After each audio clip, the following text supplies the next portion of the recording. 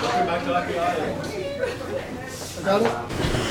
So I thought, I've got a couple of questions that largely follow the outline of your events, and I wanted to start with the elections. I mean, as you said, we've seen past peaceful transitions of power, but mostly along this elder-based system, and this really is the first direct democratic election in over 50 years, and as you and Dr. Pierce pointed out, there are a number of outstanding issues, some of which you outlined. One that I wanted to ask you if you would expand a bit on is the seeming tension between a system that, as you said, retains a bit of the clan-based representation, this 4.5 system where the four main clans in Somalia will have a significant chunk of representation in parliament, with this idea of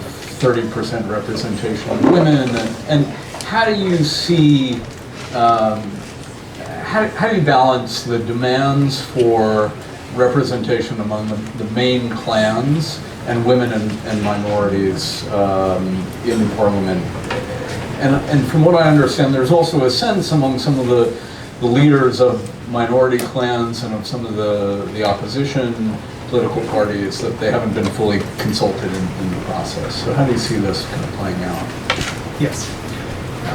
Well, as you note, we've seen over more than a dozen years recurring cycles of successful, peaceful transfers of power at the presidential level. So with the resignation of Abdullah Yusuf in 2008, and then the arrival of Sheikh Sharif in 2009 through an electoral process, but with again hand-picked figures in Djibouti in 2009, then the selection of Hassan Sheikh in 2012, then Mohammed Abdullahi in 2017. So I think clearly it will be important to preserve a system in which there is a peaceful transfer of power that leads to a legitimately recognized president. Because for all of the critiques in an active and vibrant political ecosystem that is Somalia, for all of the critiques of the presidents during that period of time, they have not been challenged as illegitimate or unable to fulfill their role as president. In terms of the current electoral model, it's important to note that the executive branch introduced, in fact, a proportional representation model. It was the initial electoral model that was presented by the executive branch. This was subject to extended discussion and scrutiny within the Somali parliament, including by an ad hoc committee that was established.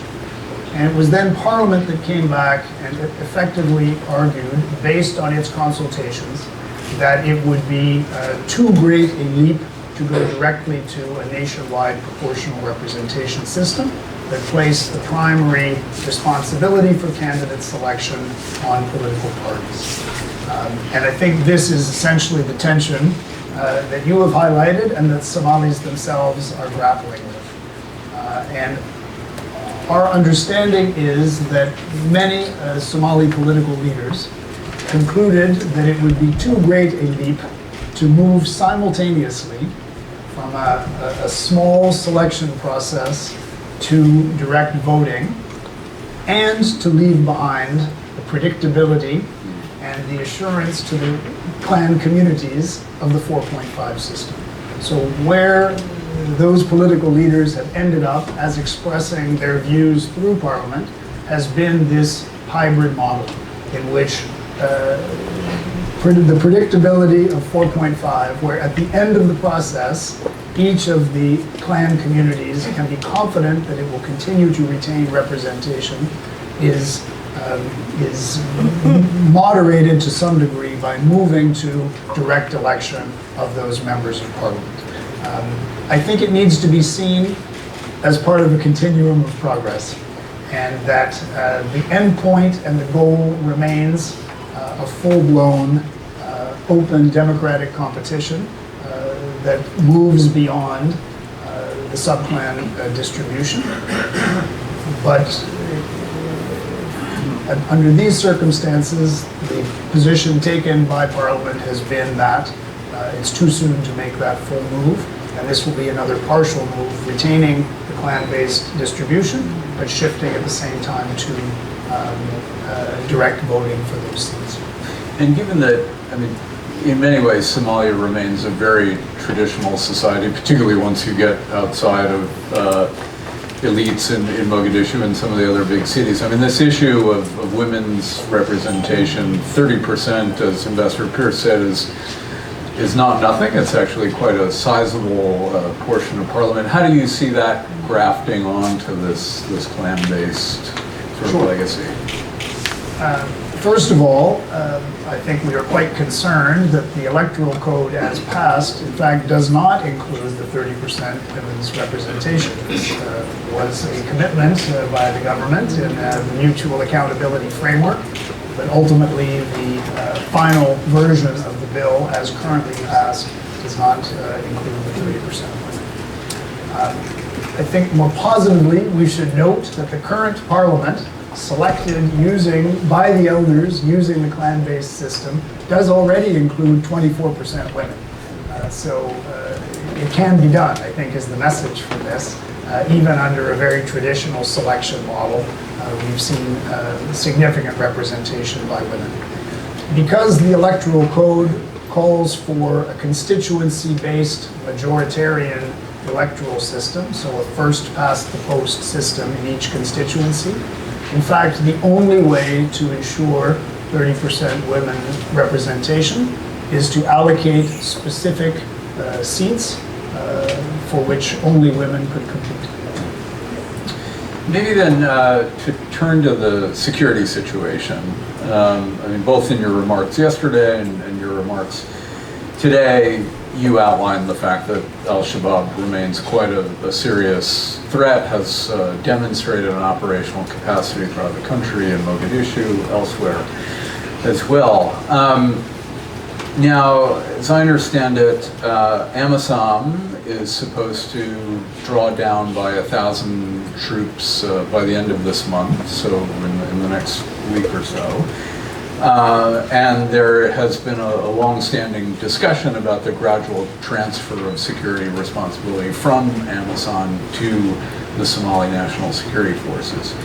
On the other hand, I mean, you outlined a number of positive institutional reforms within the SNF, but we've also seen that the formation of a truly national security force has been kind of slow going. So, I mean, what in your view does a gradual progressive handover of responsibility look like? What do you see as major benchmarks, and are there red lines?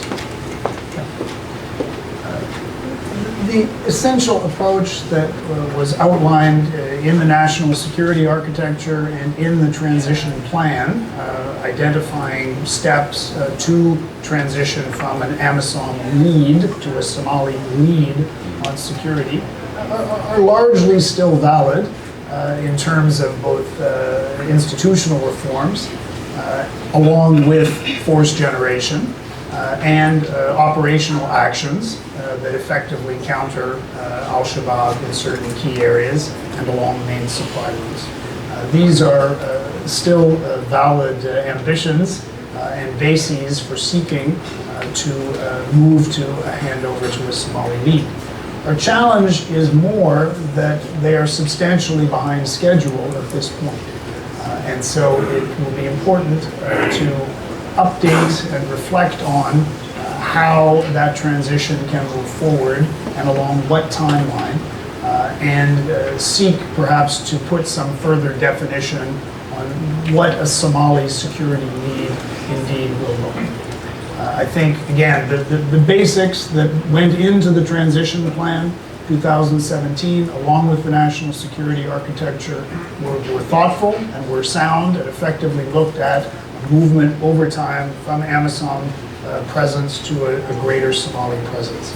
But we've seen since 2017 certain assumptions no longer hold, certain benchmarks have not been met, certain timelines have fallen behind, and so it appears to be time to do an update on that reflection and see when it may be possible to move that forward.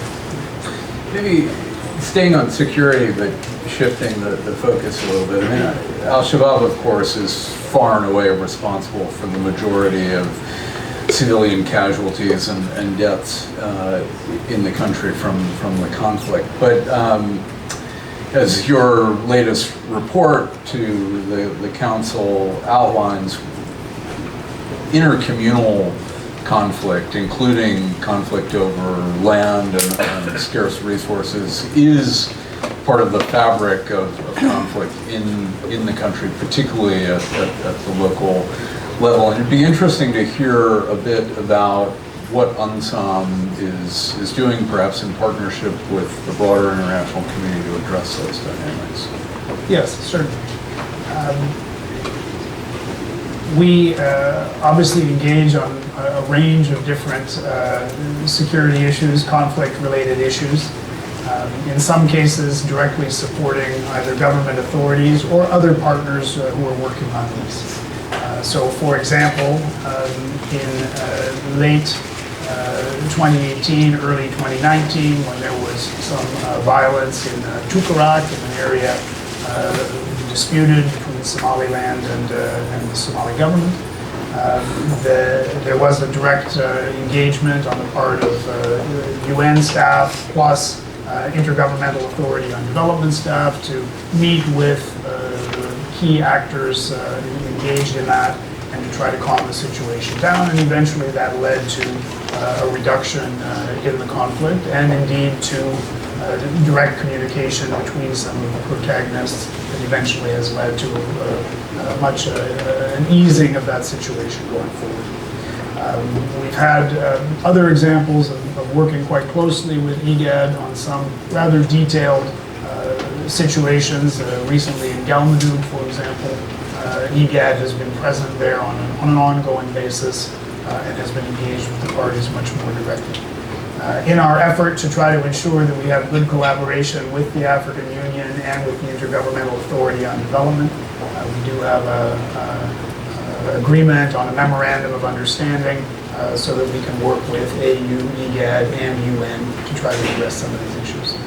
And we've seen situations where these local conflicts have actually gotten so bad that they escalate and essentially become almost a national security. Well, indeed. I mean, several years ago, we were very focused on communal violence in Galkayo, which straddles Puntland and what is now Galmudug, and there was quite extensive effort to mediate between the two sides. Ultimately, we and other partners supported a mixed police presence that allowed for some improved monitoring of the situation and the calming of the situation. So I think there are examples where it has been possible to respond to a local situation, but one that could have escalated into a broader confrontation. Maybe one last question for me, and then we'll open up to the audience. I thought it was important to touch on the humanitarian situation. As you outlined, the situation is quite dire. I mean, the numbers are pretty staggering. 5.2 million people in need of assistance, 1.3 million of which require urgent life-saving assistance, 4.1 million people that face acute food insecurity, 1 million of which are children. And both Monday morning here in this room, and then yesterday in the council, the briefing by Dan Smith, the head of CIPRI, highlighted the fact that the humanitarian situation is often exacerbated by climatic change and weather-related change in Somalia. And UNSOM is really one of the first missions to have an explicit mandate to look at the effects of climate change on your programming, has been really at the forefront of taking some innovative approaches in how you address these. And I thought it might be interesting to hear a bit about how the mission is factoring climate change into your response across the security, political, humanitarian development space. Sure. Well, clearly climate change is affecting resources and consequently creating circumstances in which there can be increased competition over resources. In some cases, because of the humanitarian impact, it's leading to additional displacement of population, which is also creating situations that could lead to some additional conflict and the like. So I think it clearly is an element that we need to take into consideration in our activities. I would say it is still primarily being examined and considered through a humanitarian lens, which is where you started, but clearly it has implications well beyond the purely humanitarian and also affects security issues and others. In terms of humanitarian response, clearly we have quite a robust and mature capability on this.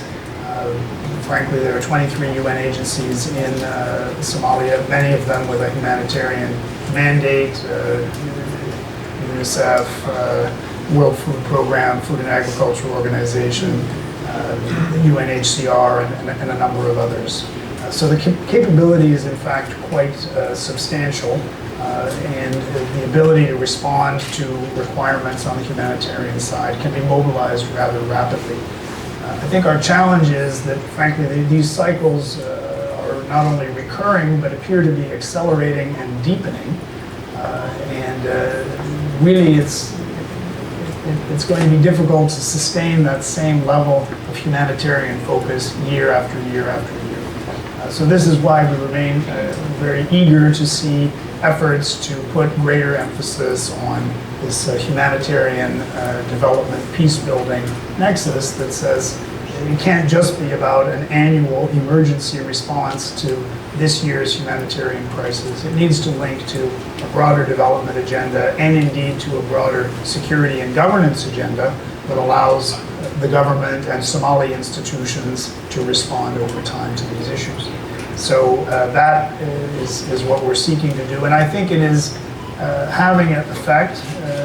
I mentioned the Somali National Development Plan, which very much takes that approach and indeed addresses climate change as a component that needs to be taken into consideration in the Somalis' own development planning. We've incorporated it even in some other recent analyses, including a joint threat assessment we did with the African Union and with the federal government of Somalia. So I think the climate change message is understood and is being reflected in our thinking. Probably the next challenge is to make it more operational in terms of how we're actually responding. Thanks, Jim. All right, we're going to open up the floor. We have about 25 minutes, so we'll take a group of questions and then let the SRF respond. So I've got a lot in the back. Yes, just our colleague from the Sudanese mission.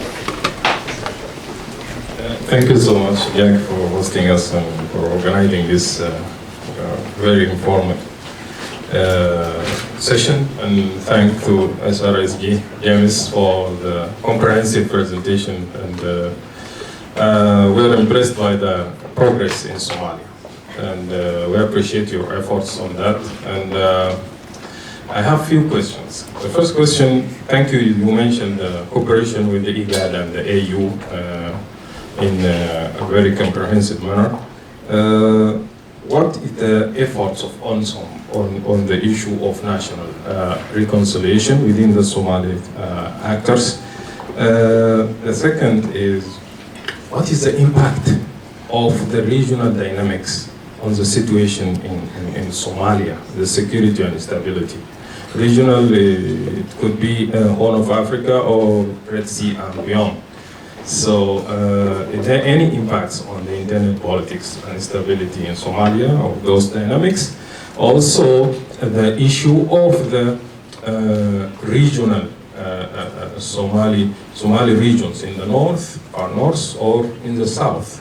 The cohesion within these regions towards a united federal government, how do you see that? And the impact of any shortcomings on the stability of the entire transition in Somalia. And the last, you mentioned the environment, and it's interesting. There any also impact of the recent locust wave that hitting the region on the environment in Somalia currently? And thank you so much. Then there was one behind. Thank you very much for your presentation. I have one simple question. Have you done a household listing already of the country, and will you be doing a census? And will you be asking about clan affiliation? Thank you. Yeah, thank you very much. Good afternoon. I'm Gianluca Battaglia with the Mission of Italy. So thank you very much, IPI, for organizing this very, very interesting meeting. Ambassador Pierce, in her opening remarks, made it very clear it's fundamental for us to be focused on Somalia, especially this year, which is critical on so many aspects. I have a question on the coordination of international partners. It is something where the UN is actively engaged, and often we know that observers and analysts underline the need for better coordination among international partners. So what is your assessment on the level, the current level of coordination within the international community in Somalia, and how this can be improved, especially this year, which is fundamental to have a united front in support of Somalia. Thank you very much. That's maybe a good start. I know there are several more questions. I'm tracking them, but why don't we give Jim the opportunity to respond?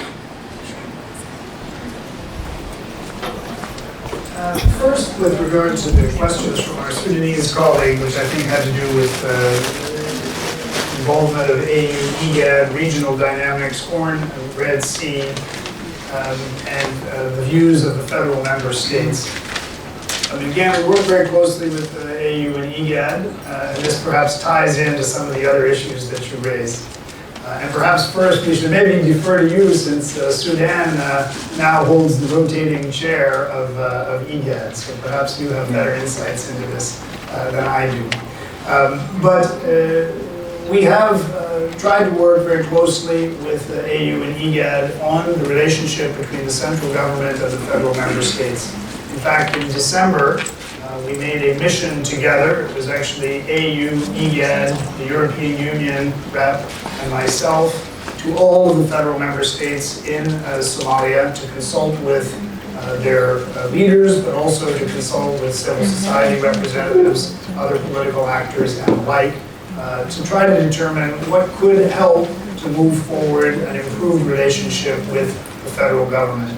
And we came back from that visit, frankly, persuaded that all of the federal member state leaders are ready to engage with the central government of Somalia. All of them indicated a willingness to have President Mohamed Abdullahi Farmajo convene them to discuss about priorities in 2020 and objectives during the course of the year. We briefed the federal authorities on this after our return. And I think all of us, AU, EU, IGAD, UN, came back convinced that there was an opening for the federal government to take further initiative in working with all of the federal member states on a common national agenda. With regard to regional dynamics, including the Horn and the Red Sea, again, I hesitate a bit, since you are from the country that's chairing IGAD, but I would offer that I think there is an effort at the moment to sort of re-energize, reinvigorate IGAD, both with the new rotating chair now in the hands of Sudan after many years with Ethiopia. There is also now a new executive secretary of IGAD based in Djibouti. And I think there is certainly a strongly stated commitment by the leadership of the countries in the region to have IGAD return to playing a more active role in terms of organizing the thinking and the actions of the countries in the region. So I think we'll have to see how that develops, but it's clearly an initiative that's underway now, in part with the leadership of your government. With regard to the Red Sea, I would just note that Somalia is both an IGAD member, but also participated in the inaugural meeting of the Red Sea Council, hosted by the Saudi government perhaps 6 weeks ago at this point. And so I think Somalia appears to want to play something of a bridging role between the Red Sea Council and IGAD. Their foreign minister went to Riyadh to subscribe in the early meetings, and clearly Somalia has a role to play in that. You asked about the federal member states. I think I've addressed that largely. On locusts, I would note it is indeed having an impact in Somalia. There's some 200,000 hectares of land that's been affected by locusts already. There is an additional appeal for resources to support response. The response is based on a combination of immediate control of the locusts in the areas where they're present, plus some efforts to support development of improved capacity by Somali authorities to deal with this, and some preventive measures for the future. But it's a concern, but I would note that we need to see the locusts in the context of frankly, a rather broad and recurring humanitarian emergency that we see in Somalia over a number of years. So locust is a portion of it, but there are still many issues related to displacement, related to other humanitarian needs. I think there was a very specific question, if I understood correctly, about whether there has been a census. No, not recently. And indeed, just to clarify, the plans for voter registration effectively do not require that there be a census. As with many countries, because of the complexities and the costs involved in a full census, this is not intended for this electoral cycle, but rather direct voter registration without a preliminary census is the plan at this point. And there was a question around coordination of partners. I think, of course, Somalia is a member of many different organizations. We've already talked about IGAD, talked about the Red Sea Council. It's a member of the League of Arab States. It's a member of the Organization for Islamic Cooperation, the United Nations, of course. So it has many, many different actors interested in Somalia. And so coordination continues to require contacting many of those actors. So I personally have traveled to a number of the capitals to make sure that we're listening to what different stakeholders around the world believe with regard to Somalia. We have a number of practical efforts that we undertake. We have regular meetings of the diplomatic corps at least once a month for those in Mogadishu to make sure that we're sharing information and hearing from them as to their objectives.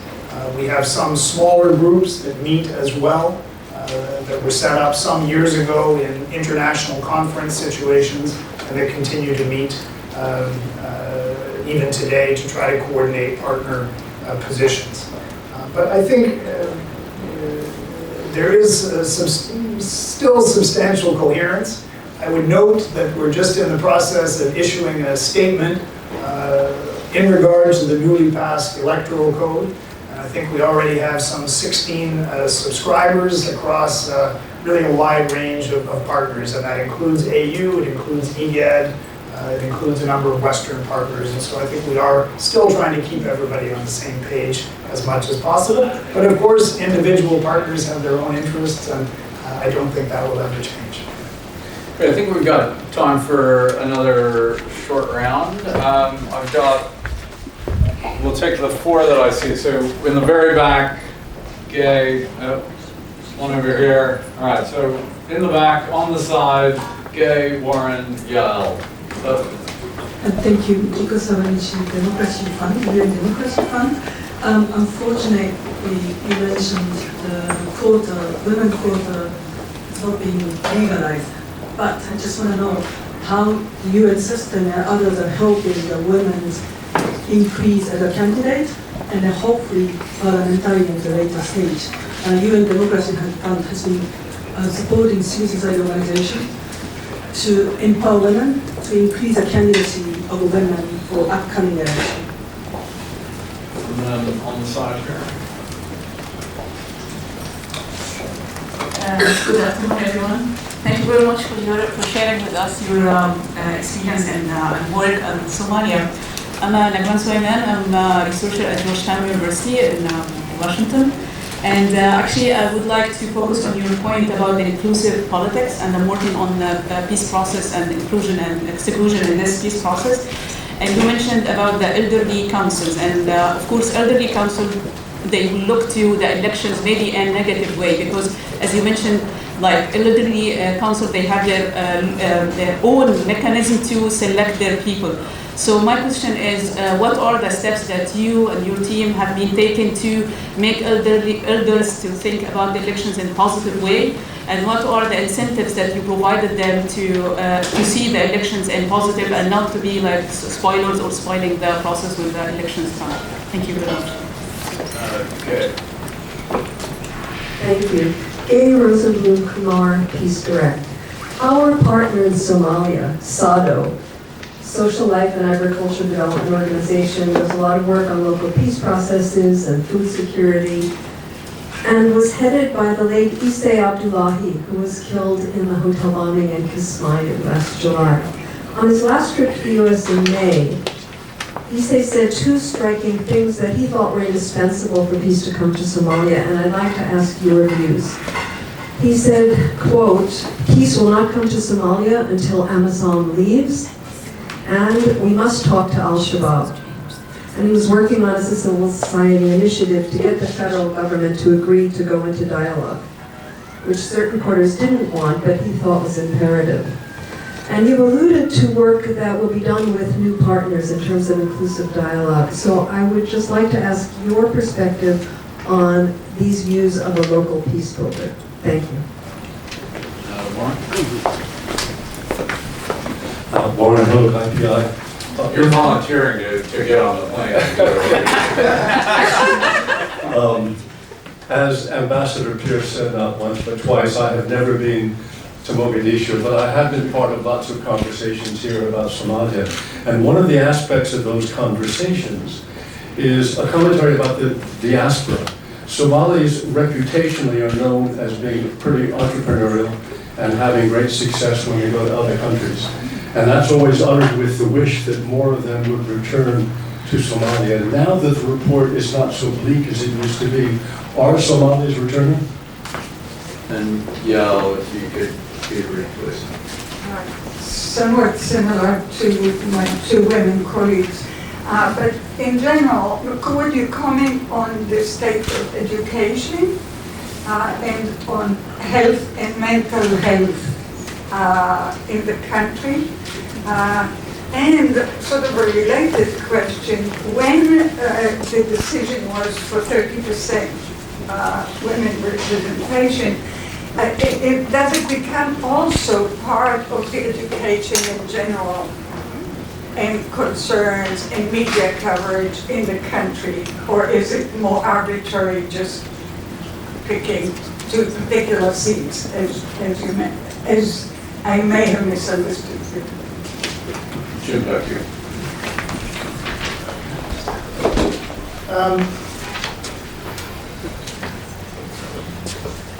So, with regard to the women's representation, this is something that, again, we need to remember that the government made this commitment itself, the executive, in the mutual accountability framework. So we are seeking to encourage and support a commitment that was already taken. We have advocated for it very actively. I personally have met on multiple occasions with the speakers of both the House of the People, the lower house, and the Senate, and with many parliamentarians, including including a number of women parliamentarians. I stated it in remarks that I made at the opening of Parliament and in many other comments that we've made publicly. So I think we're behind it in terms of how it can then be adopted. I think, again, this is a Somali commitment. I think it's important that we continue to encourage them to meet that commitment. I would stress, and maybe this gets to some of the other questions on women's participation, there has been progression here, and I think what we don't want is to see backsliding in an area where the Somalis actually can take considerable satisfaction, I would argue. It's still insufficient, but in the 2012 elections, I think it was 12% women participation. In 2016, it was 24%, roughly, ultimately in the included in Parliament. And now the objective is to move that yet higher to 30%. I think it's an attainable bar, and we need to continue to push for it. This maybe takes us also to the question on inclusive politics and working with elders on their acceptance of one person, one vote electoral model. I would come back to this, that fundamentally this isn't the UN arguing for this, although we want to see that happen. It's a Somali commitment. It's in the Somali constitution that they are to move to direct voting and move away from elders-based selection processes. So I think in terms of how they're influenced and how they may be persuaded to accept this, that fundamentally this is a matter for Somali authorities that have supported this as an outcome to pursue that and to work within the elders' communities to move them in that direction. I do think that because this is only a partial move as planned in the current electoral code, and that subclans would retain would retain their seats under the clan distribution, but not through direct voting, that this may be a way to ease some of the concerns that individual subclans are losing their presence and losing their representation. I think, again, we need to see this as part of a progression.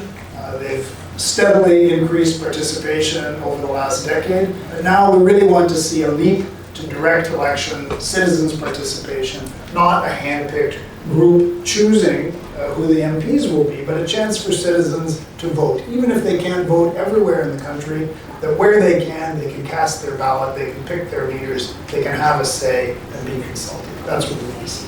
That's what the government says it wants to see. So let's try to keep that moving forward.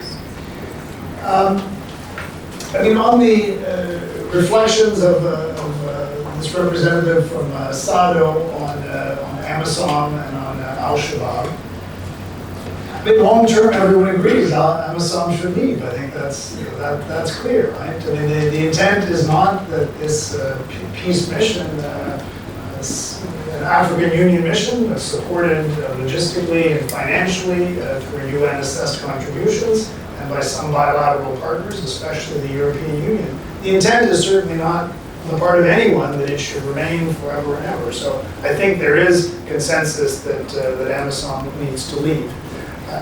Eventually. I think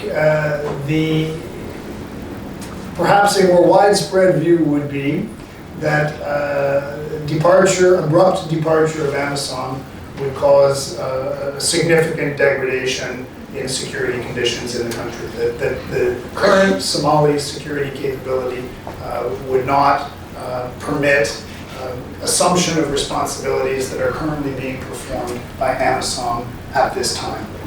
So I think the long-term objective, which is I think broadly shared, that AMISOM, like other peace operations, will need to exit, but that in the meantime, its departure abruptly would likely cause very significant negative security conditions that would hurt the Somali people. In regard to discussions between the federal government and Al-Shabaab, I don't think outsiders are the obstacle to that. I think that this is a question of seeing whether there is appetite on the part of the federal authorities and appetite on the part of Al-Shabaab. I think to date, Neither has indicated great eagerness to talk to the other. But I think this is going to be something fundamentally for Somalis to think through in terms of how they want to see their country move forward. But there are not outsiders, and certainly not the UN, posing an obstacle to that. On the diaspora, yes, I mean, clearly it's a very influential group, many very, very successful Somalis outside the country. I think, at least from my observations, there are many Somali diaspora members returning to Somalia. Obviously, many senior officials have come back from many years living abroad, and I think we're seeing businesses and others also reflecting a return of the diaspora. In many cases, it continues to be a flow back and forth, not necessarily an immediate permanent return, but I think we do see more and more people exploring opportunities to return to Somalia, and they're certainly very present in senior leadership roles in the country. I mean, there was a set of questions around sort of education conditions, health conditions, mental health. I discussed some of the areas of progress that have been achieved, and certainly, I think, very positive commitments by the government through its national development plan. But we have to be honest that Somalia continues to be at or near the bottom of the Human Development Index across most categories. And unfortunately, in the areas of education, health, and the like, those conditions are quite difficult.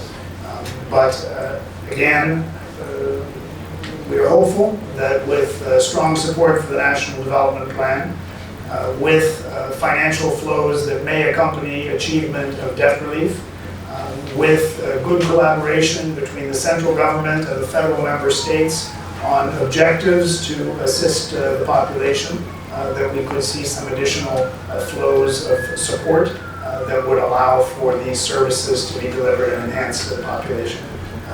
There has been some progress, but there's a long way still to go. Jim, thank you so much for taking the time today. Please join me in